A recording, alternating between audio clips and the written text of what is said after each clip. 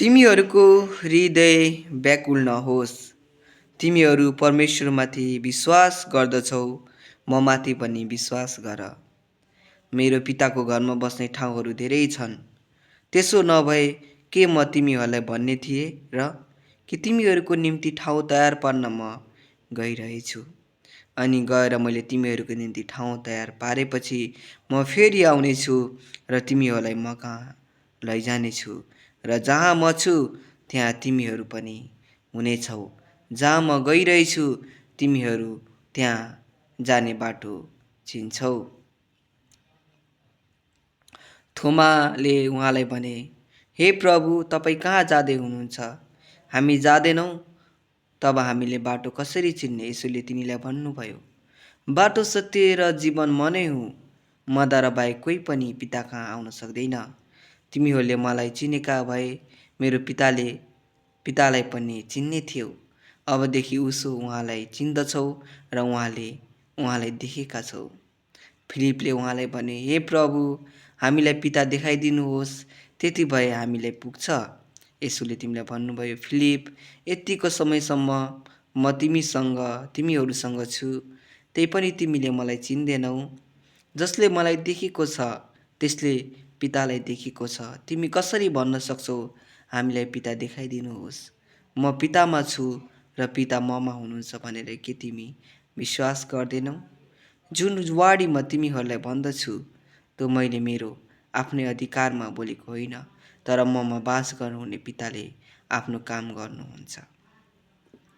मलाई विश्वास गर कि म पितामा छु र पिता ममा हुनुहुन्छ, नत्र भने यी कामहरूकै खातिर विश्वास गर।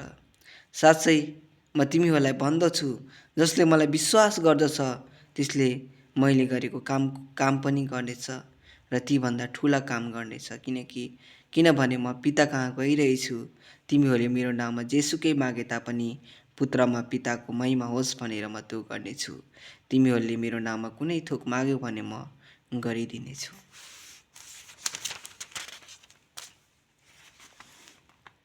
तिमीहरूले मलाई प्रेम गर्छौ भने मेरो आज्ञाहरू पालन गर्नेछौ र म पितासँग बिन्ती गर्नेछु र उहाँले तिमीहरूलाई अर्को सल्लाहकार दिनुहुनेछ र उहाँ तिमीहरूसँग सदा सर्वदा रहनुहुनेछ।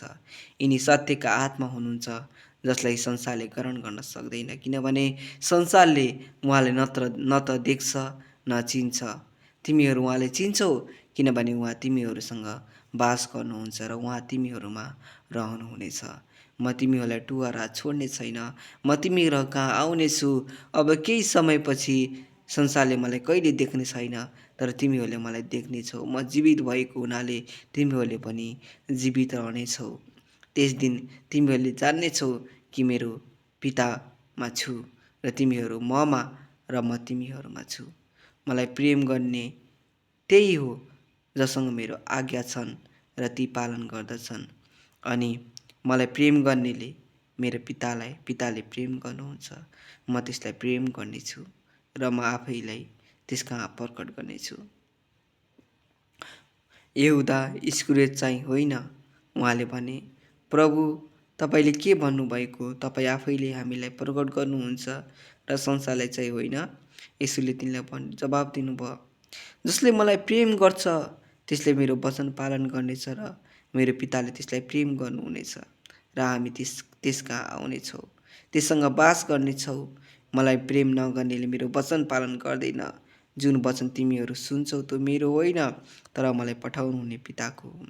यी कुरा तिमीहरूसँग रहँदै मैले तिमीहरूलाई भनेको हुँ। तर सल्लाहकार अर्थात् पवित्र आत्मा, जसलाई पिताले मेरो नाउँमा पठाउनुहुनेछ, उहाँले तिमीहरूलाई सबै कुरा सिकाउनुहुनेछ र मैले तिमीहरूलाई भनेको सबै कुरा तिमीहरूलाई याद दिलाउनुहुनेछ।